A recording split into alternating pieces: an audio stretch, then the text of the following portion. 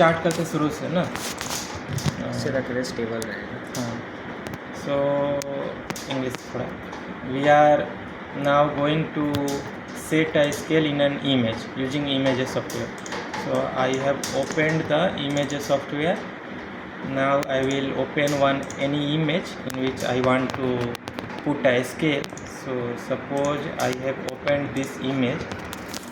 So after opening an image, we have to select this line straight means tool, and we have to zoom the scale or image. So we can zoom by pressing Ctrl, and when we scroll up the mouse, then it will zoom. And now we have to select this scale length from starting to end using pressing shift key. After selecting the scale, we have to go on analyze and choose set scale, and in the known distance we have to put this known distance, which is 20 micron. So I will write here 20, and in the unit, stop in the now in the unit section we will write the unit, and which is, we can see here it is in micron, so we will write in micron.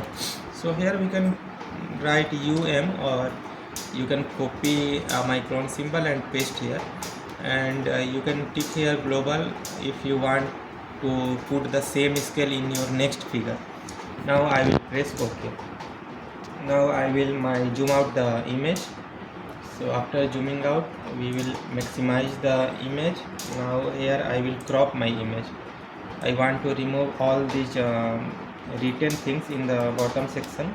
I want to remove all that things. So here I will crop the image. I will go to image, then I will click on duplicate, and then click OK. Then I will maximize the image. Now my image is now free from these all written things.